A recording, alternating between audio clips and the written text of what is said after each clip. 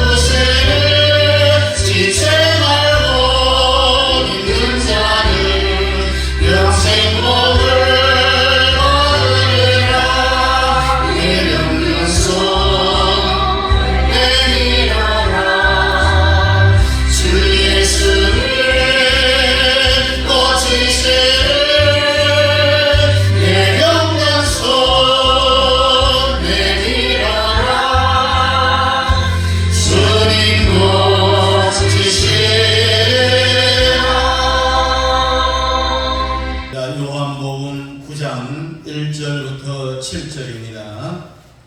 신약 성경 160페이지, 61페이지.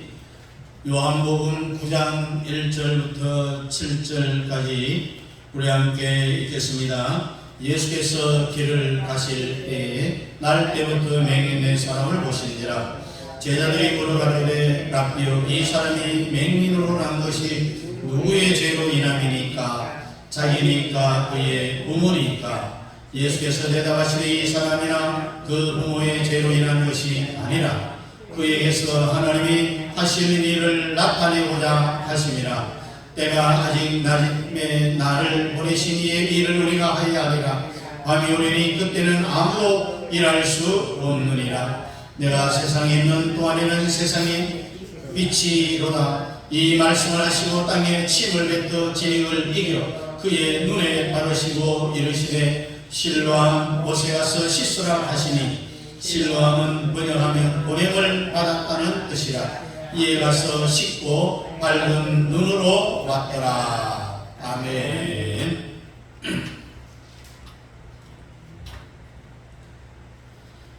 나면서부터 맹인된 자가 예수님 만나 예수님이 침을 바닥에 뱉어갖고 진흙으로 이겨갖고 눈에 발라서 실로암에 가서 씻으라 하니까 이제 눈을 보게 되어지는 그런 역사가 오늘 본문에 기록이 되어져 있습니다.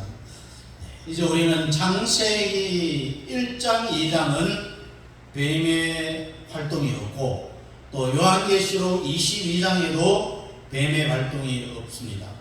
그렇다면 창세기 3장에서부터 요한계시록 21장까지는 지금 현재도 뱀이 활동을 하고 있다. 이 뱀은 사탄이라고 했습니다. 창세기에서부터 요한계시록까지 어느 하나 성경이 중요한 것이 다 중요하겠죠. 그렇지만은 요한복음이 중요하다. 누가 여러분들에게 성경을 읽으려면은 어디서부터 읽으면 좋겠습니까? 라고 물어보면은 마태복음부터 읽으세요 라고 하면은 절대 안 됩니다. 1장도 읽기 전에 포기해버려요. 낳고 하다 보니까 너무 지겨워갖고 손 떼요. 그래서 사람들의 성경책을 딱 빼앗아갖고 마태복음 1장에 보면은 거의 다 뭐가 묻어있느냐? 침이 묻어있어요. 왜? 읽다 그냥 다 지겨워갖고 못 읽고 그냥 쿨쿨 자면서 침을 흘려갖고 마태복음 1장 성경에 보면은 거의 침이 묻어있다는 이야기예요. 그러면 어디서부터 읽어야 되느냐 물어보면은 방법을 가르쳐 달라면은 요한복음부터 읽으세요 라고 가르쳐 줘야 돼요. 요한복음부터 읽어야 모든 성경이 다 이해가 되는 거죠. 그동안 우리는 요한복음에 대해서 생각해 봤는데 1장은 뭐라고 했어요? 로고스 예수. 로고스 예수를 우리가 해독을 못하면은 성경 읽어도 다 헛것이라는 인간이 알아야 될 지식의 첫 번째 단추가 바로 로고스 예수예요. 이 로고스 예수와 존재의 제일 원인이라고 했고 이것은 신앙의 세계나 영적인 세계와 또 세상적인 학문과 세상과 또 철학과 이 지상 땅에 존재하는 모든 지식 그 지식의 첫 번째 단추가 뭐냐? 바로 로고스 예수라는 거예요. 로고스 예수를 모르는 사람은 사실 어떻게 보면 인간으로 살아갈 필요가 없는 거예요. 어차피 지옥 갈 걸 오래 살면 뭐 하는 거예요? 그래서 빨리 가니 늦게 가나 똑같다라는 거예요. 그래서 오늘 이 예배 오신 여러분들은 다 로고스 예수의 눈이 뻥 뚫릴 수 있기를 주의 이름으로 축복합니다. 한 번 들어도 모르는 사람은 어떻게 해야 되느냐? 알아들을 때까지 해독될 때까지 로고스 예수 설교를 계속 들어야 돼요. 그래야만 이 세상의 모든 지식이 이해가 된다. 로고스 예수 모르면은 말하는 거, 생각하는 거, 판단하는 거 다 헛방이에요. 그래서 로고스 예수를 알게 되면 이제 어디로 갈 수 있느냐? 요한복음 2장에 가면은 혼인잔치 예수.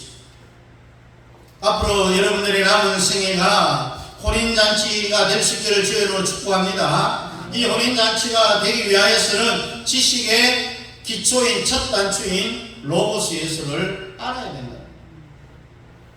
그래서 3장에 가서 보면은 장대에 못 박힌 예수, 뱀을 십자가에 못 박는 예수 그리스도의 능력이 나오는 거예요. 좀 전에 말씀드린 것처럼 창세기 3장부터 주님이 재림할 때까지 이 땅에 사탄인 뱀이 활동을 한다라고 했습니다. 뱀을 다른 말로 사탄이라고 했죠. 사탄이 한 길로 왔다가 어떻게 도망친다고요? 7길로 도망을 친다. 우리가 사탄을 이기기를 원한다면 뭘 알아야 되느냐? 로고스 예수를 알아야 되는 거예요. 사탄의 장난감이 안 되기 위해서 로고스 예수를 알아야 된다. 이 말은 로고스 예수를 모르면 사탄의 밥이 되고 사탄의 장난감이 된다는 거예요.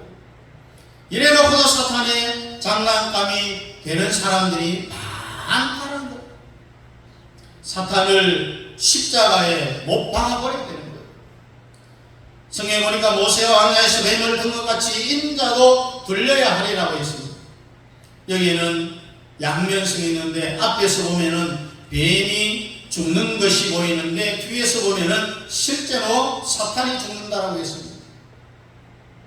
오늘 여러분들도 사탄을 이길 수 있기를 축원합니다.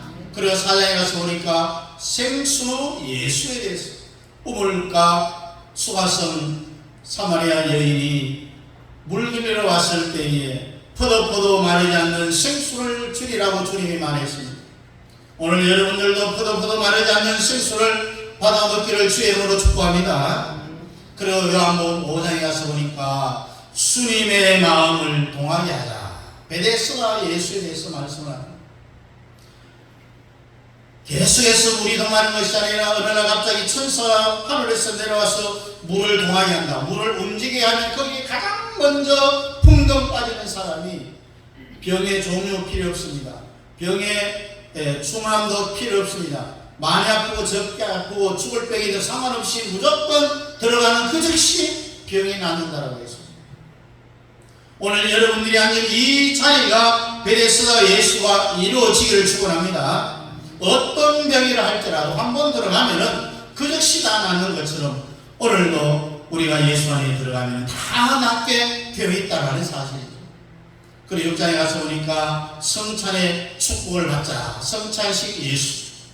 지금도 주님은 여러분들에게 떡과 포도주를 나눠주고 있는데 성찬의 의미를 모르고 참여하면은 가룟 유다와 같이 된다고 했습니다. 그 마음에 사탄이 들어가서 예수를 팔려고 하는 마음을 집어넣었다고 했습니다. 가룟 유다의 마음이 아니라 그 마음에 누가 조정을 합니까? 사탄이 조정을 합니다. 그리고 7장에 생수에 간 예수라고 했습니다. 수가성 우물가 사마리아 여인은 물을 퍼서 마셨잖아요. 그러나 7장에 가면은 간 예수가 되니 우물물을 퍼서 마시는 것이 아니라 아예 강에 풍덩 빠져서 헤엄치도록 마시는 것. 이것을 뭐라고 하느냐? 성령 세례를 부어준다라는 겁니다. 그래서 우리는 성령 세례를 받아야 되는데 이러한 체험을 할 수 있기를 주의 이름으로 축복합니다. 그리고 지난 주일에 아버지 예수에 대해서 말했죠. 아버지 이 한마디에 모든 것이 다 포함되어 있잖아요. 예수님이 여러분들에게 아버지가 되어주시겠다는 거죠. 이것을 아멘으로 받아들이면은 또 아멘 안 받아들이면은 어쩌자는 거예요. 예수님이 우리의 여러분들의 아버지가 되어주겠다라고 할 때 아멘 안 하면 어째 됩니까? 마귀를 아버지로 모신다는 이야기입니다. 사람은 하나님을 아버지로 모시느냐 마귀를 아버지로 모시느냐 둘 중에 하나를 선택해야 됩니다. 중간이 없어요. 나는 아버지 하나님도 싫고 마귀 아버지도 싫고 중간을 선택하겠다. 없습니다. 중간은. 그걸 가지고 일본말로 나카무라 또라이라는 이야기입니다. 그런 일은 있을 수 없다는 이야기입니다. 어차피 둘 중에 하나를 선택해야 되면은 영적 아버지를 선택해야 된다는 이야기입니다. 하나님을 아버지로 선택해야 된다는 겁니다. 그래서 우리는 예수 아버지가 좋지 이렇게 하면은 평신도들은 예수 아버지 그러면 아멘 하고 맞습니다라고 받아들이는데 뭐 신학을 한 사람들은 어떻게 예수가 아버지냐라고 그렇게 삼위일체 하나님이 있는데 하나님을 아버지라 하는데 어떻게 예수를 아버지라 부르느냐 그렇게 이 일을 제기하는 사람들이 있을 수 있어요. 그것은 성경을 제대로 안 봐서 그래요. 요한복음 8장 전체를 다 읽어보면은 그 내용의 결국이 뭡니까? 네가 아브라함을 아느냐? 못 봤지? 나는 아브라함이 있기 전부터 있었다라고 주님이 말씀하시는 거예요. 그것이 뭡니까? 예수가 아버지라는 그런 뜻이에요. 요한복음 전체 주제가 뭐라고 했습니까? 메시아 예수라고 했습니다.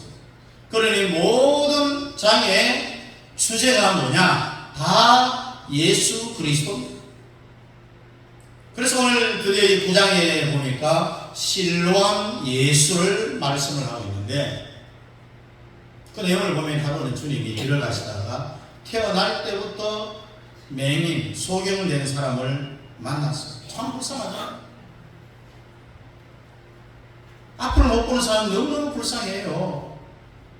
그래서 이 땅의 장애인들 중에서 시각장애인들이 제일 불쌍한 것 같아요.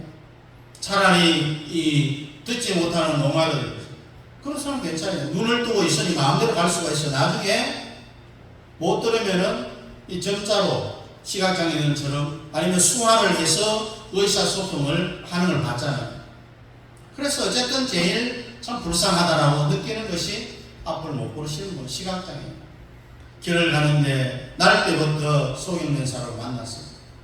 우리 예수님의 제자들이 참 불쌍한 그분을 보면서 예수님에게 묻습니다. 예수님, 저 앞을 못 보는 사람 불쌍하지 않습니까? 날 때부터 소경된 것이 누구의 죄 때문입니까? 자기의 죄 때문입니까? 부모님의 죄 때문입니까? 이렇게 선악과식으로 물어보면 모든 인간은 문제가 발생을 하면은 원인에 대하여서 누구의 책임인가를 먼저 물어보잖아요. 우리나라는 더불어민주당이 그래요. 해결할 생각은 전혀 안 합니다. 계속 꼬집하고 결국 그것이 아니면은 천만다행이네 이렇게 해서 끝내버립니다. 이것이 누구 때문이냐, 누구 때문이냐. 오늘 예배에 들어오신 여러분들은 그런 사람 한 사람도 없기를 바랍니다.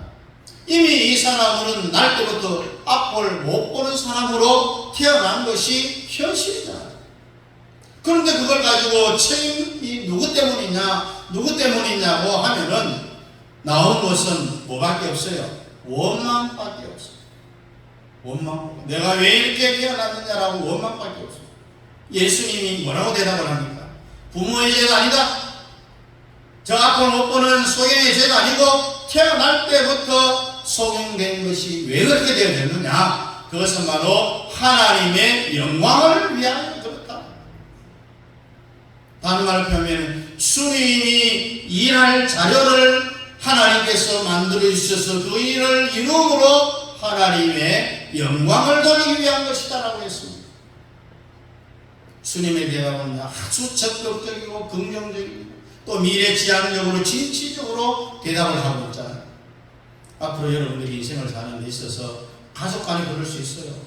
부부 간에도요. 부자 간에도 그렇고 이웃, 친구 또 교회 안에서도 모든 말을 물을 때에 이건 누구 때문에 이렇게 묻지 마시고요. 이러한 사건이 생긴 것은 바로 범사에 합력하여 뭐를 이루나? 선을 이루라. 이 세상 말로 하면은요, 위기가 뭐다? 기회다. 이런 생각을 하나야 돼요. 앞으로 여러분들도 세상 살다가 뭐 지금까지도 도저히 이해 안 되는 일을 만났을 거예요. 또 앞으로 살아가다가 그런 일이 만날 때도 무조건 감사부터 먼저 해야 돼요. 하나님이 내게 이러한 일을 주는 것을 이것을 통하여서 더 큰 일을 이루려 하는구나 하면서 무조건 하나님 앞에 감사를 하는 거예요. 오늘 말씀을 보십시오. 신뢰함을 잘 들어야 됩니다. 그래서 100%다 신뢰함 속으로 들어가야 됩니다. 여러분과 저도 살다가 좋은 일도 일어날 수도 있고 안 좋은 일도 일어날 수가 있는데 좋은 일보다는요 안 좋은 일이 훨씬 더 많이 일어날 수가 있어요. 그렇게 되거든 무조건 하나님께 감사부터 했어요. 왜? 하나님은 이 사건을 통해서 무슨 더 큰 일을 하려 하는구나, 그렇게 해석을 해야 되는 거예요. 어려움이 있을 때 왜 하필이면 나 때문에 나한테 이런 일을, 어려운 일을 주느냐고 하나님을 원망하지 말고요, 감사를 하라는 이야기. 이 일을 통해서 하나님 더 큰 것으로 내게 주기 위한 것이구나 라고 감사 먼저 하라는 거예요. 우리 예수님이 말하기를 태어날 때부터 소경된 자가 누구 죄 때문입니까? 본인의 죄입니까? 부모의 죄입니까? 누구의 죄 때문이 아니다? 하나님의 영광을 위하여서 여러분들과 나도 세상을 살다가요, 이런 좋은 일, 슬픈 일 생겨도 이것은 결국 뭐냐? 하나님의 영광을 위함이다라는 거예요. 그래서 주님 말씀하시기를 이 소경된 자, 여기서 우리는 꼭 한 가지 짚고 넘어가야 될 게 뭐냐? 문제 있는 사람이요, 병든 사람은 문제도 예수님 찾아가서 여러분 성경에 보십시오. 만난 사람들 중에 해결 못 받은 사람이 있어요? 한 사람도 없어요. 그런데 유일하게 부자 청년이 예수님에게 찾아와서 자기의 소원을 아랬을 때에 결국 마지막에 근심하고 돌아갔다라는 말씀을 여러분들 기억하시죠? 나머지는, 부자 청년 외에 나머지는 다 모든 문제, 병든 사람, 주님 만나서 해결 못 받은 사람 어디 있습니까? 다 받았어요. 그래서 부자들이 문제가 많다라는 이야기입니다. 부자 청년이 예수님 만나러 갔다가 아웃됐어요. 예수님이 아웃시킨 게 아니라 자기 스스로 아웃된 거예요. 부자 청년이 예수님 찾아가서 뭐라고 합니까? 선생님, 창조 이후로 선생님 같은 분이 없는데 사람이 어떻게 하면 영생을 얻겠습니까? 이렇게 물었는데요, 이 부자 청년이 예수님에게 이런 질문한 것을 진지하게, 정말로 이 부자 청년이 영생에 대해서 고민하고 나서 니고데모 식으로 물은 게 아니라, 예수님도 이 부자 청년이 이렇게 질문하는 의도를 알고 있습니다. 이놈이 나를 올무에 걸려고 왔는구나, 진실한 고민 때문에 오지를 않았구나라는 것을 주님이 이미 알고 계신 거예요. 니고데모는 주님 찾아가서 주님이 뭐라고 대답을 합니까? 성령으로 거듭나야 된다라고 바로 그 방법을 가르쳐 줬는데, 부자 청년한테는 그렇게 말하지 않잖아요. 이 나쁜 놈아, 나를 골탕 먹이려고 찾아온 거구나, 이렇게 생각을 한 거예요. 그래서 주님이 청년에게 성경에 뭐라고 써있느냐? 청년이 율법을 지키라고 하지 않았습니까? 그때 예수님, 그러면은 너 율법을 지키면은 구원받지. 그러니까 여러분들은요, 성경을 읽거나 설교를 들을 때 절대로 12조의 문제를 일으키면 주님이 답을 안 줍니다. 청년이 뭐라고 이야기하면, 나는 율법을 다 지켰습니다. 여러분, 율법 다 지킬 수 있어요? 없잖아요. 이 청년이 거짓말 하는 거잖아요. 나 같으면은 이놈 사기꾼이 어디다 이렇게 거짓말을 하느냐라고 그렇게 말할 텐데, 우리 예수님은 아주 세련되셔. 그러면 내가 한 가지 더 율법을 가르쳐 줄게. 너 돈이 많잖아. 너 많은 돈을 다 팔아갖고, 재산 팔아서 가난한 사람들에게 다 나눠주고, 그때 내한테 와서 다시 질문을 하라. 그랬더니 이 부자 청년이 고민이 깊이 빠져갖고요, 근심하면서 그냥 도망쳐버렸죠. 그래서 이 돈과 하나님을 겸하여 섬길 수 없고 재물과 하나님을 겸하여 섬길 수 없다는 말씀이 있는 거예요. 여러분들은 절대로 돈은 내 것이 아니요, 누구의 것? 주님이 나에게 주신 청직이다라고 생각해요. 돈은 여러분 것이 아니라는 이야기입니다. 주님 거라는 겁니다. 주님 것. 이것이 제대로 안 되면은요, 주님을 소유할 수가 없습니다. 주님을 가진 자는 세상을 다 가진 거예요. 여러분, 돈이 더 클까요? 주님이 더 클까요? 주님이 더 크잖아요. 그렇게 해서 다 우리는 주님께 맡기고 사는 거잖아요.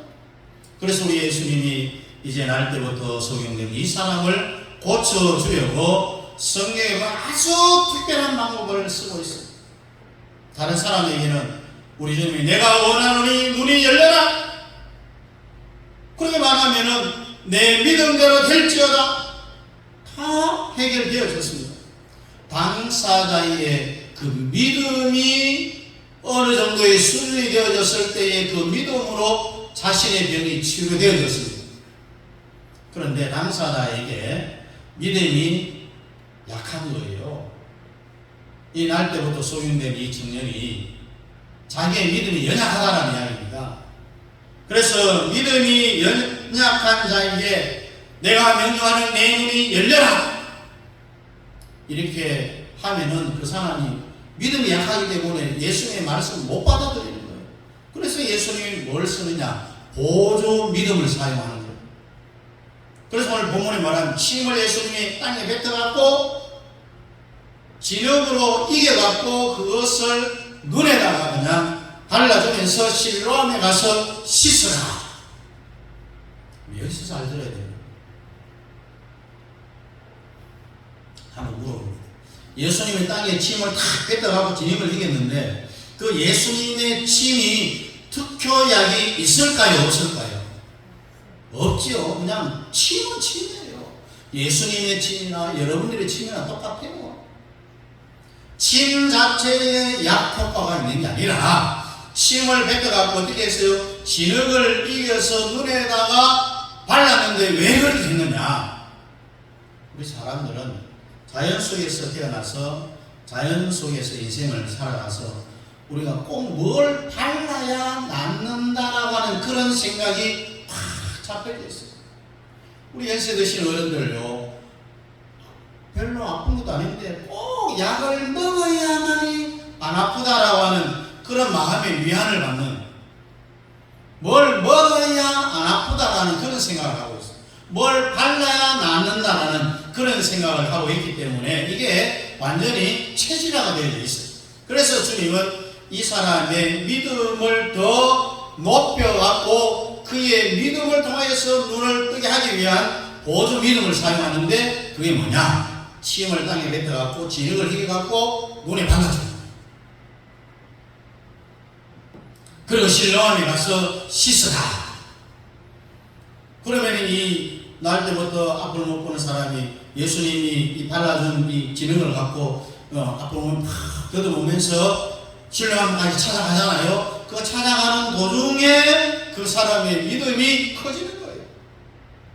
뭐라고 생각해서 가서 내가 씻기만 하면 나도 눈이 열리는구나. 그 사이에 거기에서부터 실로암까지 가는 사이에 이 날 때부터 소경된 이자의 믿음이 커지는 거예요. 이것을 우리가 보조 믿음이다. 옛날 우리나라에 93년도에 돌아가셨는데 신유의 최고의 권위자, 여러분 현신의 권사 아시잖아요. 지금 성당시장 그 뒤에 보면은 성당 제일교회를 권사님이 세우고 거기서 많은 신유 은사를 행했어요. 권사님의 하루는 6.25 때 집에 있는데 제비 한 마리가 땅에 떨어졌어요. 그냥 죽어버렸어요. 그래서 그 너무 마음이 아파갖고 이렇게 속으로 속삭입니다. 제비를 향해, 참 네가 인생을 이렇게 살고 죽을 걸 왜 태어났느냐. 제비에게, 죽은 제비에게 그렇게 이야기합니다. 그래서 불쌍한 제비를 자꾸 기도합니다. 벌써 주여 살려주세요 기도하니까 제비가 툭 하고 살아요. 그래서 이 권사님이 뭐라고 생각했냐. 이제 이 제비로 사는 거 보니까 사람도 병든 사람 위해서 기도하면은 병이 낫고 살겠구나, 이런 생각을 한 거예요. 그래서 이 현 권사님이 세계적인 신유의 대가가 되었는데 나중에는요, 안수기에 대한 시간이 없을 정도로 너무너무 바빴어요. 그래서 일명 여러분 잘 아시죠? 천국 고약. 밀가루에다가 간장을 이겨갖고 이 밀가루를 만들어, 이게 천국 고약이라면서 아픈 곳에 탁 붙여줘요. 그리고 집에 가서 보면 다 병이 나은 거예요. 그걸 가지고 목사님들이 욕도 하고 이게 이게 어떻게 성경적이냐. 우리 예수님도 그 방법을 사용했는데요. 이걸 가지고 보조 믿음이라 하는 겁니다. 지금은 안 나왔지만 고사님이 천국 고향에 가면서 아픈 곳에 딱 붙여주고 집에까지 가는 그 사이에 그 아픈 환자의 믿음이 커져서 자기의 그 믿음으로 그 병이 낫는 거예요. 간장을 부은 그 자체가 약이 되겠어요? 약이 아니죠. 그것을 통하여서 믿음이 큰다는 거예요. 이것을 보조 믿음이라고 합니다. 내 믿음대로 될지어다. 우리 주님이 그렇게 말씀하신다. 그렇게 자기의 믿음으로 병을 고칠 수 있을 만큼의 믿음을 못 갖고 있기 때문에 그 수준까지 끌어올리기 위하여서 보조 믿음을 사용하는 거예요. 어떤 목사님이 이런 이야기를 합니다. 아픈데 기도 좀 해달라는 성도가 있을 수 있잖아요. 가만히 보니까 자기 믿음으로는 그 병을 나을 수 있는 그런 수준이 안 되는 거예요.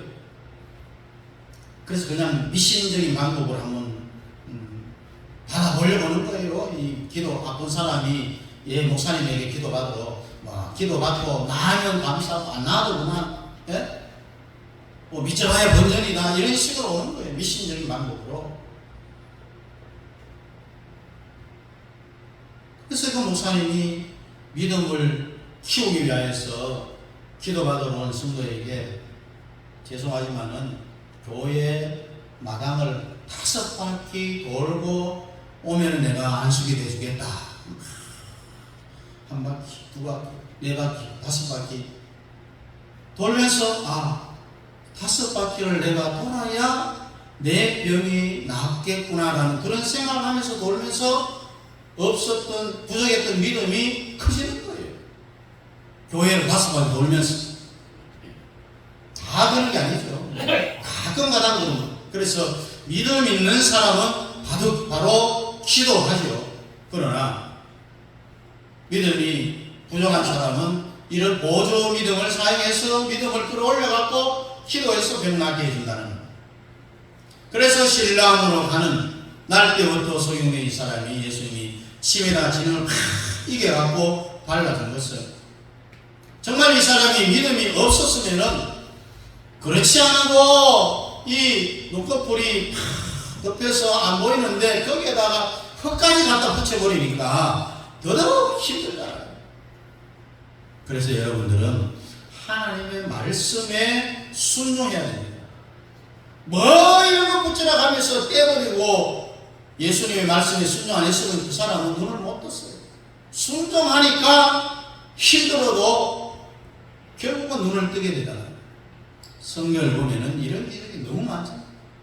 엘리사가 스님 여인집에 갔을 때도 시체를 놓고 말씀으로 고친 게 아닙니다. 시체 위에 엎드려져서 눈은 눈에, 입은 입에, 손은 손을 갖다 붙이니까 그 사이에 옆에 있는 부모의 마음속에 믿음이 들어가는 거예요. 그렇게 살아난 거죠. 선지자가 말로 못 살리겠습니까? 예수님이 기적을 행할 때 보면은요, 주로 90% 이상은 말씀으로 다 해결하잖아요. 그러니 말씀과 보조 믿음을 사용할 때는 그 당사자의 믿음이 약해서 그래요. 그렇게 하는 거니까 여러분들은 이렇게 하든 저렇게 하든 주님의 말씀에 순종해서 신뢰함에 들어갈 수 있기를 저희로 축복합니다. 오늘 여러분 앉은 이 자리가 신뢰함이 되어야 됩니다. 신뢰함에 가서 세상에 눈에 주님이 발라준 흙을 신뢰함 못에 들어가서 씻었더니 어떤 현상이 일어났습니까? 한 번도 못 봤던 햇빛이 보이고요. 나무도 보이고 자연도 보이고 사람도 보이고 부모님도 보이고 오늘 여러분들도 눈이 열리게 시킬 주님으로 축복합니다. 성경에 날 때부터 소경이라는 맹인이라는 말씀을 했잖아요. 이게 무슨 말이냐면은 이 세상에 태어난 모든 사람들은 태어날 때부터 영적 소경이라는 거예요. 소경은 보는 것을 못 보는 것을 우리가 맹인 소경이라고 합니다. 시각장애인이라고. 그러면은 영의 세계를 못 보면은 뭐라 해야 합니까? 영적 소경이라고 하죠. 그래서 이 땅에 있는 모든 인간들은요, 나면서부터 이미 모두 다 영적인 소경이라. 왜? 영의 세계를 못 보니까. 그래서 오늘 여러분들은 눈이 열려야 됩니다. 무슨 눈이 열려야 되느냐? 영의 눈이 열려야 되는 겁니다. 영의 눈이 열리지 않는 사람은요, 벌써 행동하는 게 달라요. 여러분, 시각장애인들이 길을 갈 때 흰 지팡이를 갖고 이렇게 더듬잖아요. 그러면서 길을 찾아갑니다. 그렇게 보면은, 아, 저분이 시각장애인이구나 라는 것을 모든 사람들이 알잖아요. 마찬가지로 영적인 소경의 움직이는 것을 보면 알아요. 영적 소경은 11조가 보일까요? 안 보일까요? 안 보여요. 11조도 내 것으로 보이고, 이것도 내 것이고, 저것도 내 것이고, 내 것도 내 거고, 네 것도 내 것이라. 벌써 영적으로 눈이 열린 사람은요, 돈을 다 보면은 11조는 내 게 아니라는 것이 보이는 거예요. 누구 것이? 하나님의 것, 주님의 것이라는 게 보여야 되는 거예요. 그뿐이겠어요? 생명도 마찬가지예요. 생명도 내 것이 아니라 주님 것이다. 영적인 눈이 열리면 모든 것이 다 누구의 것이냐? 주님의 것이다. 다 주님의 것이라는데 이 설교를 들으면은요, 시험이 들어요. 이런 말을 하는 사람이 있어요. 여러분 가진 전체가 다 주님 것 같아요. 여러분과 나는 가질 것은 오직 주님 하나만 내 것으로 삼으면은 만사해결입니다. 그러면은 우주가 다 내게 이런 계산을 할 줄 알아야 돼요. 영의 눈이 안 열리면은요, 아무리 가르쳐도 안 됩니다. 성경을 넘겨가면서 무슨 복음 몇 장 몇 절 천날 만날 가르쳐도 안 됩니다. 체험해야 됩니다. 본인. 그래서 여러분의 눈이 열려야 된다는 이야기입니다. 오늘 이 자리에 신령함에 들어가서 영의 눈이 열릴 수 있기를 주의 이름으로 축복합니다. 반대로 영의 눈이 안 열리면요, 반드시 이상한 짓을 하게 돼요. 활짝 열려야 돼요. 오늘 이 자리가 신령함이 되어야 된다. 영의 눈이 열린 사람은요, 하나님의 눈동자를 살필 수가 있어요. 하나님이 지금 나를 보는 눈이 나를 벌 주려고 하고 있는지, 아니면 나를 도와주려고 하는지, 눈을 감고 다 주님을 바라보면은 판단이 서는 거예요. 우리가 보험송가에 보면, 괴로울 때 주님의 얼굴 보라, 평화의 주님 바라보아라, 세상에서 시달린 친구들아, 위로의 주님 바라보아라. 눈을 들어 주를 보라, 내 모든 영역 주께 맡겨라. 슬플 때도 주님의 얼굴 보라, 사랑의 주님 안식 주리라. 보인다는 거예요. 주님의 눈이 보이는 거예요. 주님의 눈동자를 살피는 자는요, 주님이 뭘 싫어하는지, 주님이 뭘 좋아하는지 안다는 겁니다. 그래서 실로한 예수예요. 자기의 힘으로 눈을 열 수가 없잖아요. 예수 안에 들어가야 되는 거예요. 신랑 속에 들어가는 겁니다. 벌써 다 보면 보이죠. 주님은 사람에게 말할 때에 성령의 음성을 통하여 말할 때도 있습니다. 그것도 아주 둔한 사람은요, 성령이 그냥 방망이로 내리쳐도 이렇게 하라! 이거는 영적 수준이 아주 낮은 사람. 그렇게 하면 안 돼요. 하나님은 진짜로 영이 민감한 사람은요, 이렇게 하라, 저렇게 하라 하지 않아. 하나님의 눈빛에서 다 투시가 돼요.